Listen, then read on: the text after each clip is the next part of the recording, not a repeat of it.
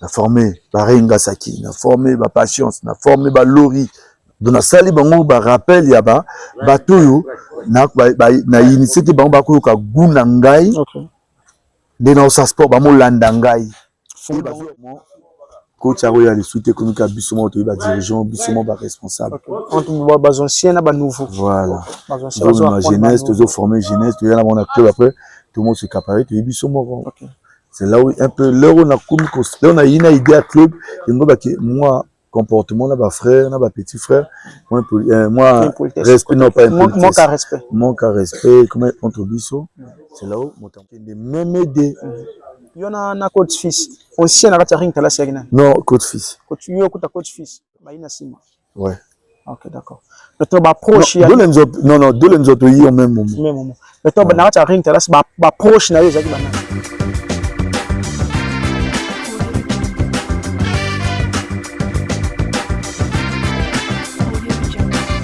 Bonjour, bonsoir mesdames et messieurs, ici c'est votre homme serviteur d'où nom charismatiquement le vôtre. Alors, vous comprenez qu'on a changé de casquette. Na ina club ya Côte Salgar au Kemba, Boni Sport Lyon de Corneille. Question que reçoit ma actualité, tali box ya Mboka. Box de gauche à droite et aussi mbarate photo de Suko ba intéressé, ba maître, ba kolo makambo. Ba panzan pifo, ba panzan teke. Qu'est-ce qui réellement ne marche pas? Ni ne sala que box et simbati. Donc tout cela tout à l'heure. Allez, on se retrouve tout à l'heure. Alors, Balandi, émission Saint-Iwan Musique, vous comprenez que changer casquette, nord, sud, est et ouest. Nous avons intéressé Côte Salgar au Kembane, nous avons annoncé que nous avons bandé. Nous avons un club Boni Sport Lyon de Corneille. Question à vous, ni les autres que boxe et aussi mbati. Tout panzante, tout fond la nzela, Côte Salgar a expliqué réellement ce que aussi mbati, mais pour les autres que simbati. Mbote Côte Salgar. Ouais. Le charismatique.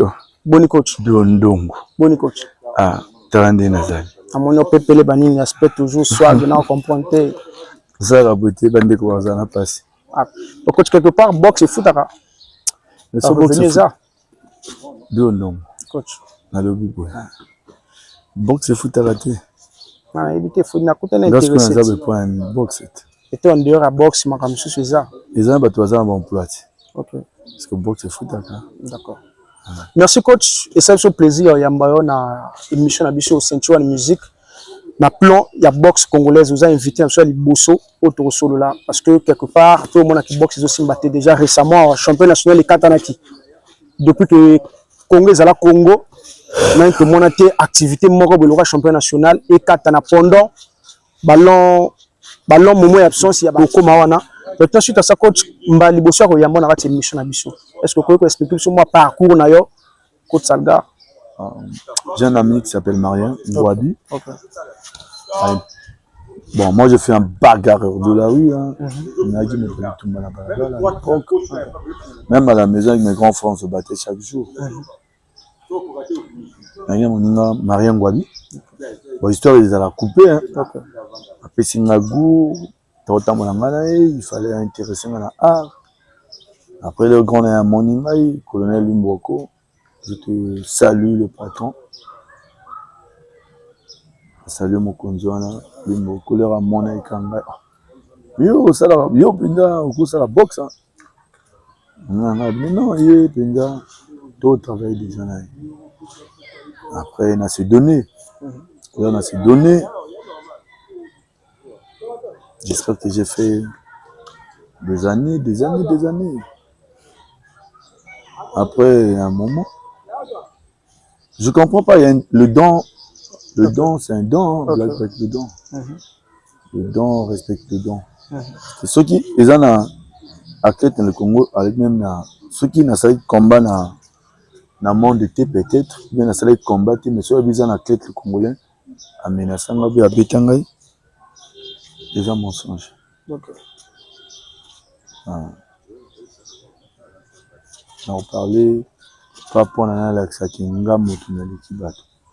je vais parler de bonnes choses et ma camarade. C'est le parcours boxe. Il n'y avait pas les activités, autant qu'on était rentré dans les choses. Et ils s'entraînaient ma patronage, il n'y avait pas des activités autant que nous, on avait envie de s'exprimer notre art. Et la date déjà qui est prévue, il faut le faire. Mon père, que je peux dire, choc que j'ai pour la papa. Tant eux qui permettent pour se réaliser carrière, parce qu'il en a un football là, qui est fanatique. Quand je suis allé de la boxe, un fanatique à jamais. Il fallait se réaliser là. Là où mon Nzambe a joyeux et en son nom. Mais je continue après l'enterrement du vieux, je continue toujours à s'entraîner. Après j'ai commencé à former la jeunesse. Et je boxe, je suis en train de travailler sur le club, je suis en train de boxer, mais je forme la jeunesse. Et jusqu'à un moment, comme ça va fouiller à ma lame. Là, comme ça va fouiller à ma lame. Quand on a d'écouter famille, Nzambe a révélé na qui entre nous. Nzambe leur a révélé ngai apesi nga makasi. Ya ko lakisa ngai 2 fois. Il n'y a jamais un entraîneur qui a déjà eu 2 façons. Comme une révélation du Seigneur. Il n'y a que moi au Congo. Ah ça. Ah. Parce que tu peux prier, mais il y a des gens qui prient. Et il y a des gens qui disent la vérité devant le Seigneur. Et il y a des gens qui sont justes devant le Seigneur. Suite à son joie, est-ce que au métier qui est en place, après avoir peut-être le Seigneur a visité, est-ce que tu qui sont joints en place ou encore au côté à Sala Nzambe, qu'on doit expliquer, comme ça, au métier vraiment n'a pas en pratique. Quand j'ai écouté le Saint-Esprit me parle, c'était un mardi. Okay. Je me rappelle la date, je peux en avoir dans la tête. Hein. L'heure où il est, un mardi, surtout que j'étais vraiment concentré, connecté avec le Seigneur. Okay. Je suis allé auprès de mon pasteur. Le pasteur Okofeme, il est encore vivant. Papa Tel Kambo, il a un Nabutu. Il y a un message. Oh, nini oza ko comprendre. Il y a discerné. En même temps, oza na talent. Mais ozo kaba talent, ozo ngobomba talent, ils ont eloko na yo. Parce qu'il y a une histoire ozala. Après na olimbolo tina nini na koma inisika. Si on a autant aux jeunes d'autres na motivation, est-ce que se donner qu'à fond, est-ce qu'on croire que il peut se réaliser ou encore ou qu'il n'y a pas de doute? Bon, moi je sais que dans les choses du Seigneur, quand ça se réalise, il faut avoir que la foi. Okay. Si vous avez la foi, nyonso nzambe alobaka na moto.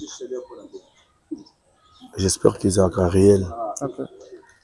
Mais là on a vu un tonga un mardi. Pour banaliser na. Si on a sa boxe na ngana na bit na ngana atteindre le bien bunda na mindé na poto na réseau na ngana zo nginda bala na ngana étranger. Parce que na un but atteindre, il faut que boxer un étranger. Okay. On a continué à jusqu'à un moment bon on a se manifester désir à monter mananga. Okay. Mais je dors encore un mercredi la nuit à 3h ou 4h du matin, c'est le même message qui vient. Je suis reparti auprès de mon pasteur. Je te salue, mon pasteur Roko Feme, un bon pasteur pour moi, un père qui m'a baptisé. J'ai été baptisé le 31 décembre 2003. Ah, ça. Ouais. Donc je suis un croyant. Wow. Et je crois et j'ai la foi. Okay.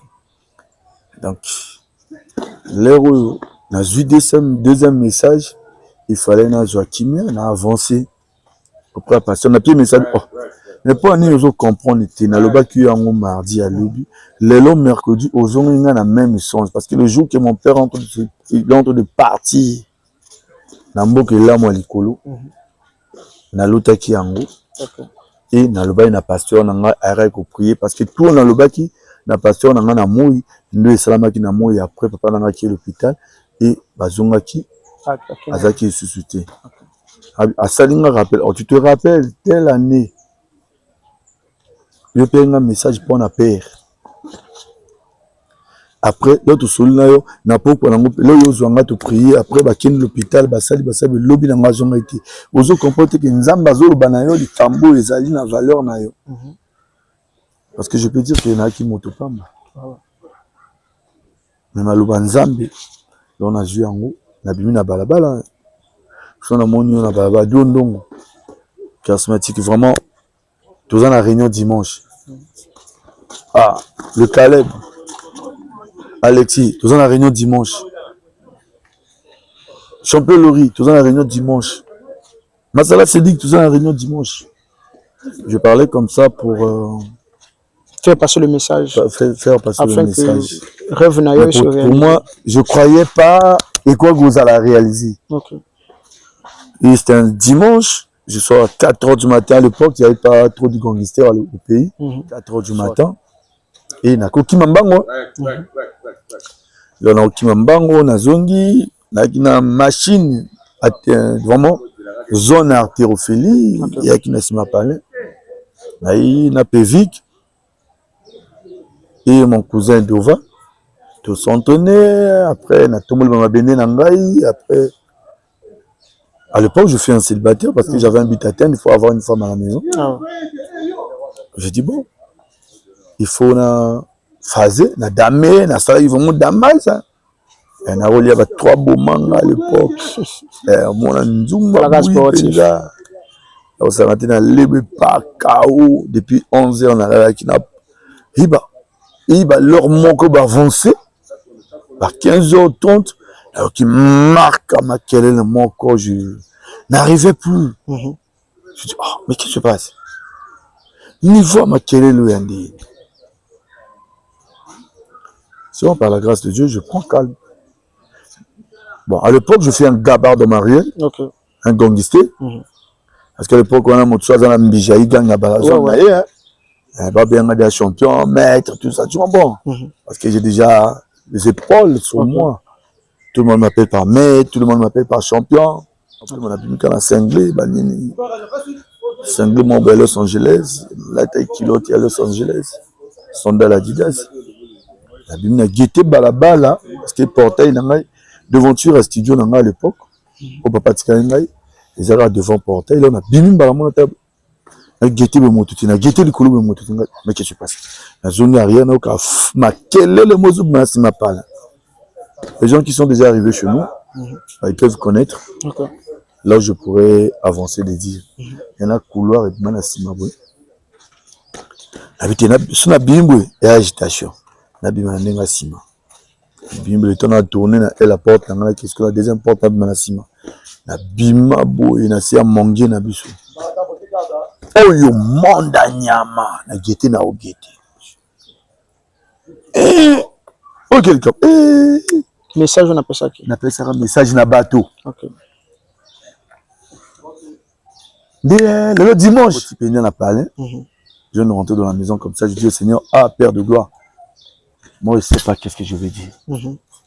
Mais je veux que toi tu me conduis. Puis ça m'a cassé dans le bamakamu na kokoloba.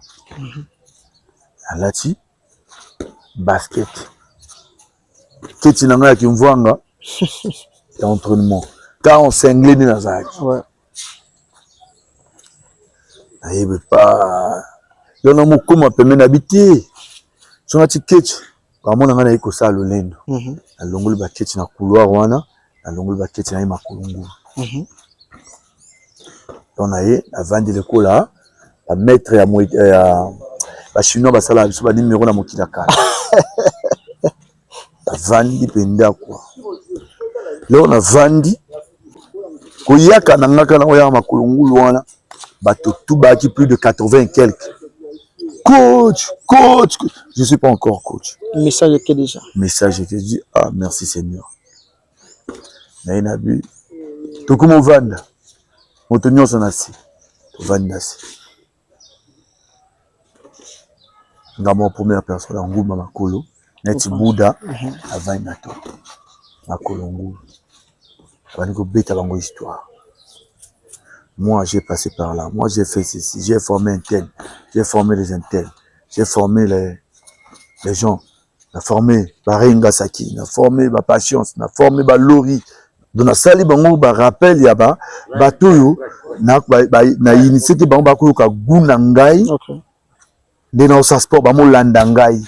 Et ba zo bien appelar. Na fongola bango je. Si on a formé comme mieux, mais on a club.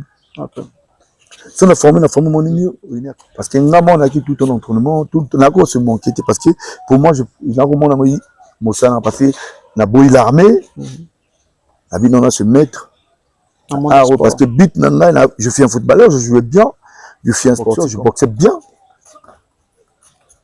Je ne peux pas expliquer les histoires. Mais l'histoire, on a quoi expliquer. Les histoires, où ils sont valables. Et c'est là où, alors, en groupement, on est bandit, lobby lundi, mais c'était la merde du jeu, je te dis. C'était compliqué. Et on a commencé les affaires. Pour démarrer réellement club na boxe, est-ce que notre club ya Kalawana ou qui croit ou bien encore vous gardez ma bonne relation? Bon, club à Kala, un club à Karaté.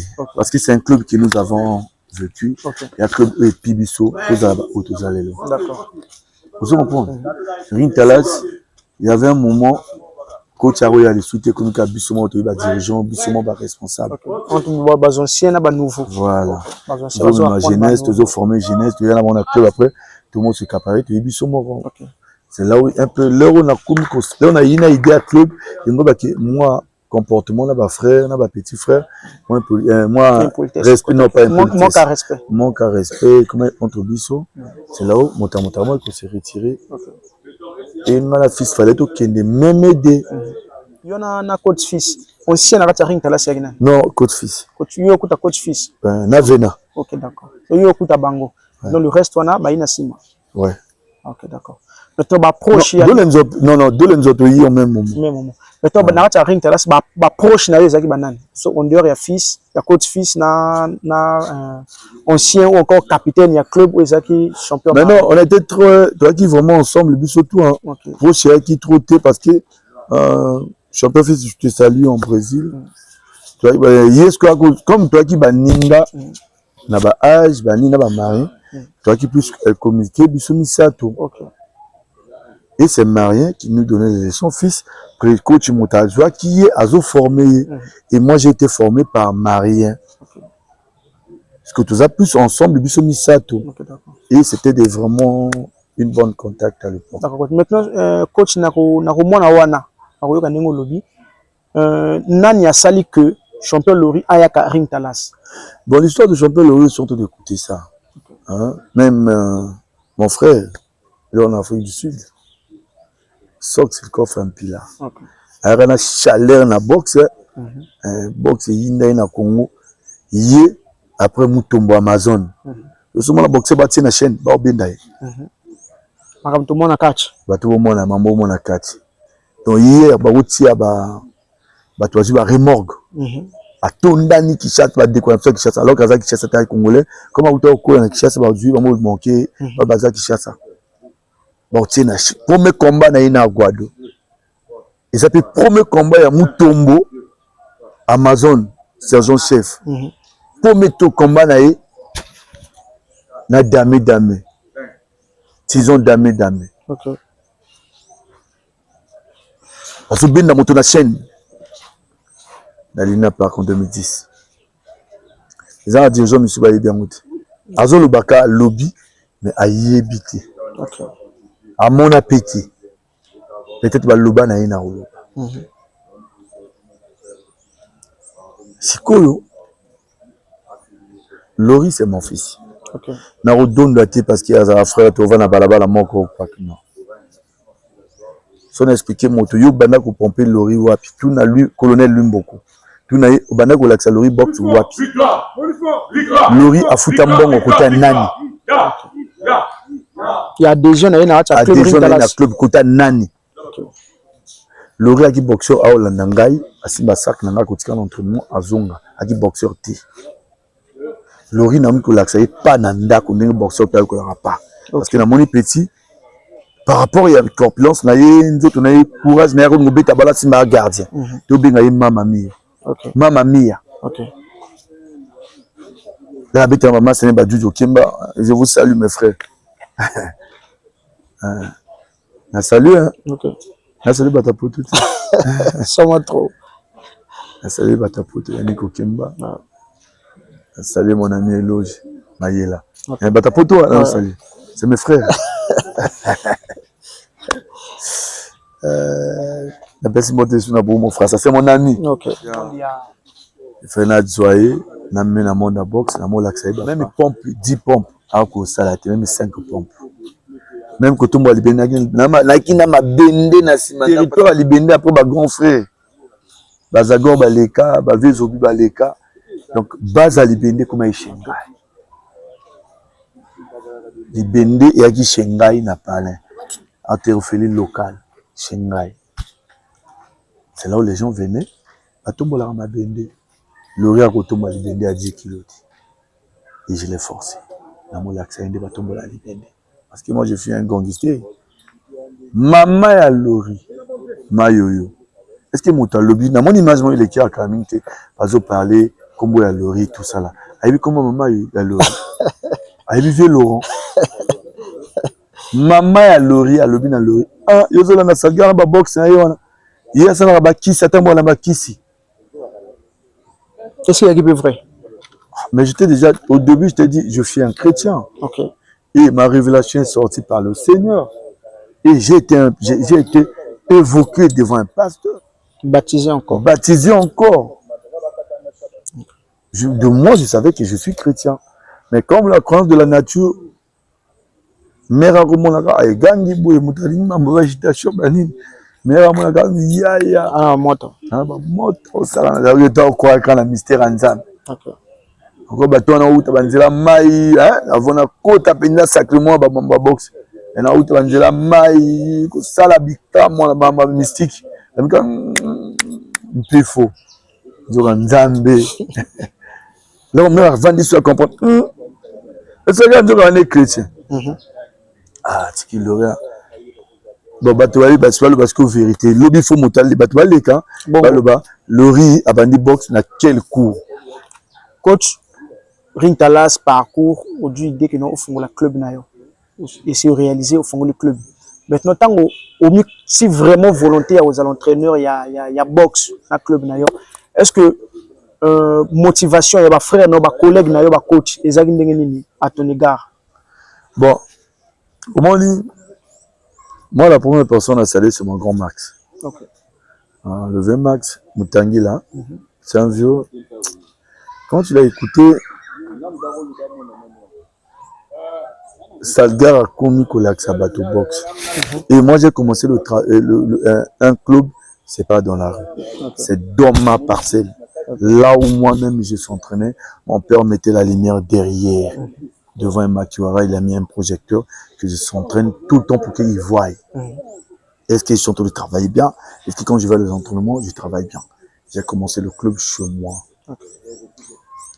Je peux dire la première personne à respecter, c'est le VMAX. Et mon ami fils, c'était comme une guerre. Mais alors que l'importation est à mon thème, à l'Inga Makas, il n'y a pas Makas. Et même l'héros Masala Sidik, Azo Bunana Bernova, Ngane et Togo Sola Nabiso, toujours Seka, tout ça là. Parce que Bernova, le porc, dans la catégorie, n'a pas à 60 kg. Impeccable. Lieutenant. Je salue le lieutenant Bernova. Est-ce que Masala a gagné? Alors, tout le monde a dit Morino. Il faut le l'image, il faut se renseigner dans le quand on a internet bien. À Monique au défi. Non. Vous parlez bon. Lui, c'est mon ami. Sur ce combat, il faut gagner, il a gagné pour tout Moussala. De ceux qui ont gagné, ils ont choqué. Mais après, Nakoyoka, directeur technique, il y a départemental, il y a boxe qui est M. Mbanga Kennedy. Et que non, Bobé Banaki. Mais Bobé Banaki, c'est qui suite à la guerre, à la combat, on a été. Directeur technique. Il fut un directeur technique. Il est jusqu'à présent. Excusez. Bon, mais tu veux me parler pour la boxe. Quand on a parenthèse, il y a un coach fils. Bon, après, il y a une guerre. Ni le salaire qu'il y a un coach fils, réellement, bon, c'est des partagés en peu de poisson. Dans la coach fils, c'est été. Ok. Dans la coach fils, c'est kaka. Grand frère Nangamo, avant la poto, la grenier. Il y a des greniers, il y a des potos, il y a des greniers. Na lobby comment moto? Non, na kena grenier, na lobby comment moto? Mon frère n'a avant na Guinée, na Grenier, il y a Boni Miangue, je te salue. Okay. C'est le vieux qui m'a donné le courage d'être entraîneur aujourd'hui. Et la force d'être entraîneur aujourd'hui. Okay. Pourquoi je dis ça? Parce que Aïtos a l'air à mon ibisto qui m'a bango à CP na biso. Leki nae, David Miangue, Audrey Miangue, Vivien Miangue. Non. Boxeur to yebi na balabala oyo ali champion Salgar. Mais vous le kanga tout kutane to solo là. Et le lendemain les gens enterrement papa na bango le vieux Miangue. Vous comprenez? C'est en 2012 ou bien non 2011 2010 je sais pas. Ça date un peu hein. Okay. Après bon le lendemain na mon avait petit na ngai Audrey Miangue. Mais il y a besoin d'un faut solo là. Nani ni wana andebilo bolekaki na mbango wana bolekaki na vie vraiment teke nzunzu asepelaki nango fort. Il faut vraiment beaucoup de temps. Alors là parler on a lewa yana baleur botu na yipe na poko ngo pas tout temps solo li to susu wana ye to susu wana ye na bengi parce que les staff photos sont chaque tongo ngai fils champion Lori petit bison Ngonde, Moustela, parce que Moustela il fut un boxeur que moi j'ai commencé de former. Ah ça? Les gens ne connaissent pas. Moi j'ai commencé à former les boxeurs. Il y a d'autres entraîneurs qui étaient encore les boxeurs sous les rings. Okay. Le Moustela, c'est un boxeur. Surtout le Moustela, il y a qui m'a mbango na masengo na ngomba moko boye après bodonga na ndila toto. Mais vous avez un goudron arrêt de bus à expliquer mais qui m'a dans la côte Salgar. Mais il a bengi ba master, il a bien ba master, champion Lori, coach fils. À l'époque on s'appelait par les champions, on s'appelait pas par les coachs. Champion fils, champion Salgar, champion Lori et les anciens les Seno, bah tout le monde. Mais tout cela on a ba Seno té na ba Christian ba damé. Pas cuisine interne na petit na somo Redi na Gabalo. Coach Gabalo, je le salue aussi. Okay. Tout cela en cuisine interne. Bon, il faut. Tout ça, l'image, mais tu as vu à Sénégal. Ah bon, c'est bon. Il y a une bonne idée. Peut-être l'autre image, en route, comme il peut se le lendemain, l'équipe a joué pas. L'autre masse qui m'a mango. N'a outil cop, on a côté retard. Là, on a pu avoir un numéro, il y a vieux Boni. Benga vieux Boni, moi, c'est pas votre contact. Soyez contact na bino kasi au bengete mais comme ça contact il faut tout ensemble to benga vieux toujours on met tout le bail notre santé to yo là au boino qui entre nous parce que le pouvoir on blague pas avec ça mon fils a ça la ngoti pendant nga za motalolendo bende il quittait chez lui à Talanga et il vient me chercher chez moi to ki ma ngomba ba domaine to tout imba nze momo kaisa matangomba kaisa matangomba biso to bimisa ngo na mettre fils ko ngomba mo ba chaque pango donc au travail. Il y a qui a tout droit, boy. Na petit na pson bien de comme ça qui chasse à qui romain. Na bosse un commun avec na pson na même idée. D'abord bah oh non, il faut personne non non, tu savoir tu fais bien la vie, mais là ensemble. D'accord. Vous comprenez? La Rita fils à 4 années. La keto qui est répétition, je te répéter dans 753. C'était un mardi, le verbe demain mercredi il faut tourner. Il dit mais demain on va tourner. Maintenant quand tu t'en as l'image après retour dans les acquis est-ce qu'il apporte que va fruit image bosalaki. Bon moment ce porter fruit te kasina azate. OK. Kasina monde boxe va bien la côte Salgar. OK. Donc pour moi je peux dire bon il vient Miangue à parrain mort direct, un bon président pour moi à l'époque. OK. Parce que l'heure où tu as l'image, même jour, tu as l'image net mercredi, vendredi, image, j'ai mis, j'ai bonné à 50 000 dans la lorée. Tu as m'attaché mère au pays Kapsai. Appelle-moi, pas fils à bien. Garo. Yo tika na boni na tika na memede. Mais ni ka, il va dans le ballon. Non, à l'obi na l'obi na. Il aurait fait une semaine, il va poser entraînement. OK. Tout s'entraîner quand c'est ma palin, puis on a Lori, Dova, Bison. Deuxième semaine, un lundi, le sort à l'école, je dis, ah non, il était au site. En seconde à l'époque. Je dis à Laurie, non, il faut aller à l'entraînement. Laurie est parti à l'entraînement, il a reçu Laurie. Laurie a se sont entraînés, après, à Zongi Palais. D'ailleurs, parce que Chingak, il quoi, siège. Okay. Un siège, puis il y a 3h du matin. Parce que j'avais des bons, tout ça, parce que bon, tout le monde m'a dit, tu me ça, tu sur la pour ça, le pas, parce que à l'époque, on a discipline, tout qui Chingak a parlé, judoka, karatéka, nani, maître, kingan, et tout, bah, quand le vieux est décédé, c'était comme un endroit, pas de voyous, mais les gangsters. Moi, rencontre, il va mettre. Voilà.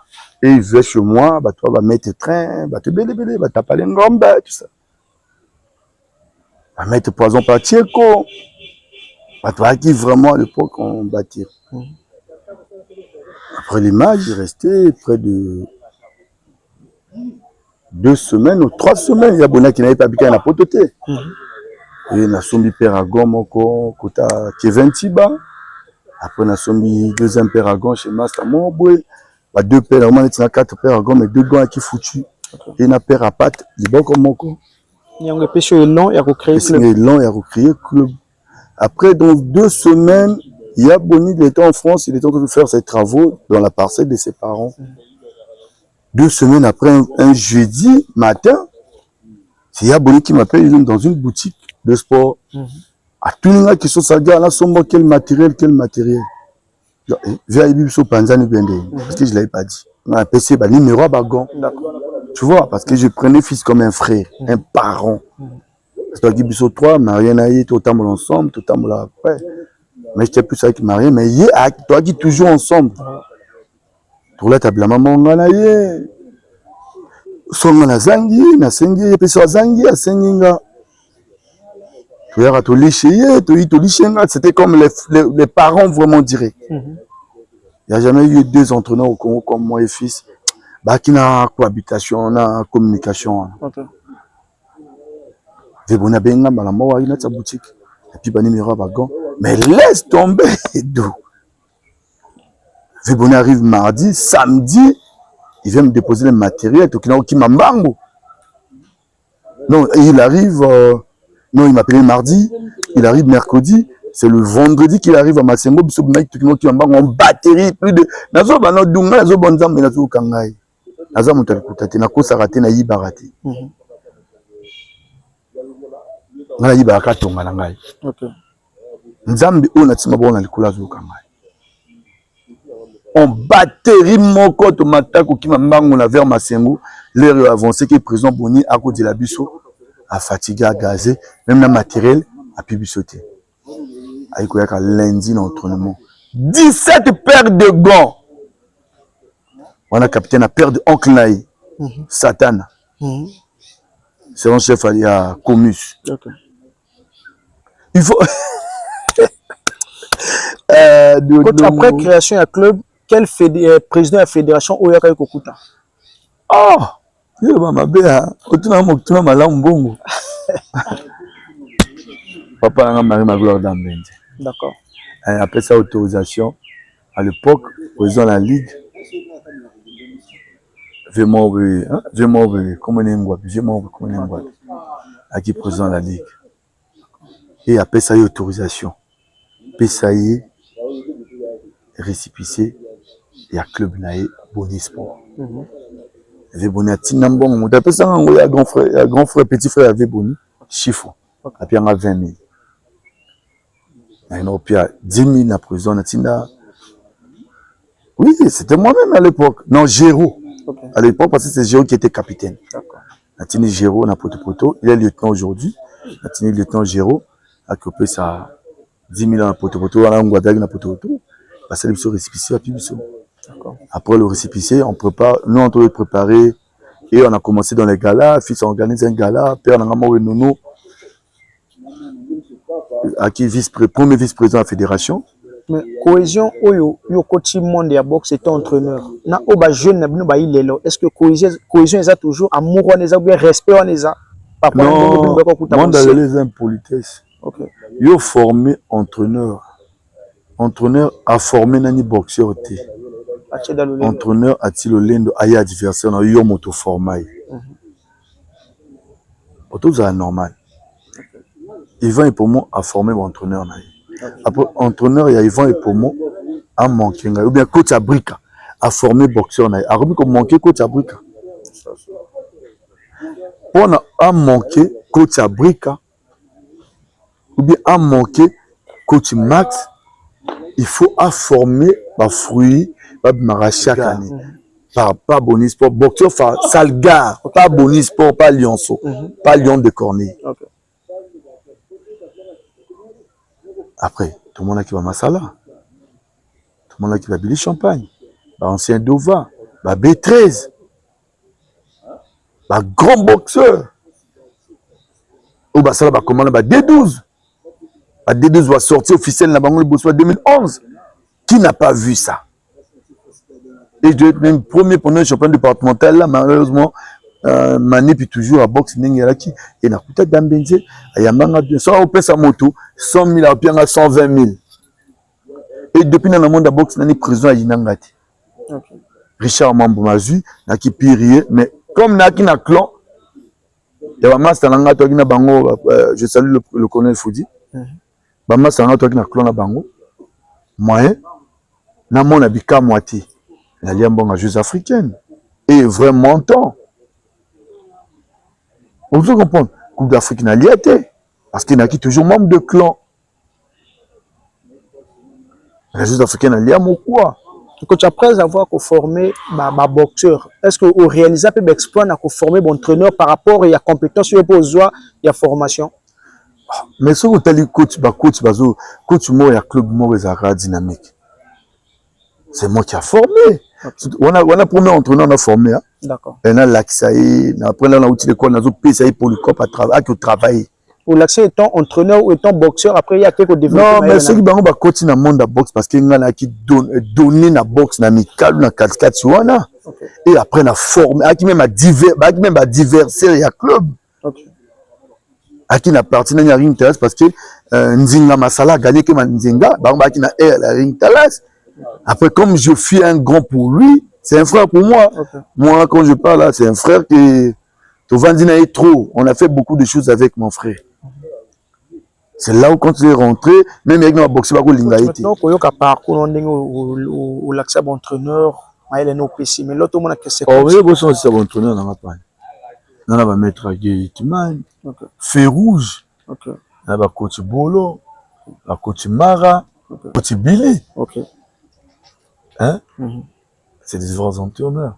Et jusqu'à aujourd'hui, on est en train de former la jeunesse chaque année. C'est pour moi une génération qui est en année où la boxe va venir en année pour moi la bande bazar mon pied. Pour voir ya siko bazar mon sous. Coach différence nous ça là dans le monde de la fédération ya boxe. Tant que écoute président d'Ambenze, na président de la fédération actuelle Gaëtan. Est-ce que boxe est changé ou bien Isaac Kandenge, Isaac n'a pas de normes? Dans la normalité, je peux saluer d'abord son excellence, monsieur le président Gaëtan Koudia. C'est un bon président. Il fut un bon président parce qu'à côté de moi délinquance, il y a un master. Après un moment, le gaspillage. Et on n'a jamais eu un champion national sans avoir les clubs. C'est pas les ligues. Depuis qu'au temps de Dambenze, depuis au temps de Richard Mambouma. On maîtrise les choses. Hein. Parce que nous avons un livre. Parce que nous avons tenté par rapport à l'heure, nous avons tenté, nous avons critiqué, nous avons la réalité pour ne pas aller à chef Songolo. Je salue tous les présidents qui sont passés. Pour moi, c'est des présidents. Et tous ils ont voté ça, là, nouveau président, Moïse. Maintenant, quand je l'autre monde sur la toile, comment est-ce que ma boxeur a un niveau na balabala? Est-ce que quelque part, après mon entraînement, mon bien d'armement maturité, dans le sens que athlète sportif, il faut la moto, il faut la vraiment regarder carré sur le combat de la rue. Le charismatique d'où on donne au vrai journaliste. Nous avons profondeur au coup, tu as journaliste sur tout n'a rien noté. Sur la journaliste à sport, c'est le sport. Hein. Merci coach. Un coup qui était sur une musique tética parce que mambo est profond. Sûrement trop. C'est quoi on a payé son macrambo dans le banana bout. Au monde boxe ils avaient quoi l'armée. Tu as quoi où tu as la balabala à qui dans un boxeur moi Warid. OK. Yaya. Meilleur côté dans le monde de la boxe, silence. Vous comprenez? Pour dire que boxe, ils allaient éducation et morale. Ok. Net na l'armée éducation et morale à mon galon là. Ok. Boxe, ils allaient sport pour nato bundate na balaba. Et on a moni tous un jeune en gagne côté dans une école et formation a. Ils ont ba licencié, pas tous un master 2, pas tous un bac, pas tous un BPC, pas tous un diplôme belé. Na bosse un golo ba. Dans un boxeur mo baza penda monde entier minito. Un grand TikToker. Alexis Toba, un bachelier, le Caleb. Au moins entre le monde. Donc pour dire que club Oyo, le club Nabiso, ils ont voyouté. Ils ont club Yabato Batangaka. Mais bandeko babundai na balabala, bango tumisa bato tout wana o babundaki. Ils ont bana bato Batangaka. Mais bako kozwa ba problème na bango entre bango na quartier. Mais kozanga mael na biso ezake ba dirigeant bazalaka tout autour na biso, fanatique na biso, amitié na biso, ba mimango na ndenge ya propriété. Parce que ceux qui nga naza na problème na dou naza na 10 personnes wari daza na sima na nga na toza na 25 personnes ba automatiser nga na ko bunda na dou. Mais ceux dou aza na 25 personnes na sima ne ba automatiser na ko bunda na yo. C'est là où ils ont malamu te. La logique boxeur abundaka sur le ring. Nako za pe na problème na boxeur te boxe ezali monde ya fair play. To soigner na yo to sisi ko bunda likolo ya ring to yambani. Tu vois, mais ce comme ko bunda na balabala pour dire que ngai non toza su bande côté to ibe ennemi oko ko tia nga poison nga na ko tia poison toza ba diversité. Na boxe pas d'ennemi. Na so na bato na internet. Mais toza ba ennemi te toza na monde la boxe. Na ba droit na ngai. On ko défendre elle na ngai yo ko défendre elle na yo mais na ko finga yo te na ko introduire yo langage insolente. To battre là amitié. D'accord. Bon, bango babuni na balabala, ils ont un problème. Question là, la logique, sur tout ninga ngo na ko répondre. Autour na ngai, wari dazo entraînement te point. Ou bien Gaïlor azo, meilleur boxeur il y a moment où. OK. Gaïlor azo entraînement te ndeni. Bon te. Alors bon mon Gaïlor entraînement on dit fièvre ça là. Meilleur boxeur il y a moment où. OK.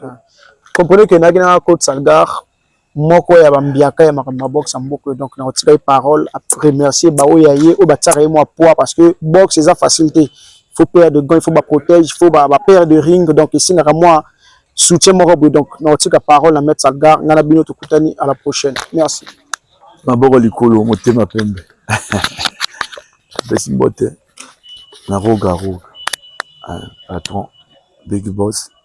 Je salue encore l'honorable parce que c'est lui mon honorable quoi. Bato baza ba député na bango menga yende kaka. Et je salue Fission Ingani, patron de la jeunesse. Je salue encore le Big Boss. Lui c'est comme un parrain pour moi, un frère, un ami, un petit frère. Rolaïgwe. N'appelle sa mbote. N'appelle sa mbote. N'appelle sa mbote.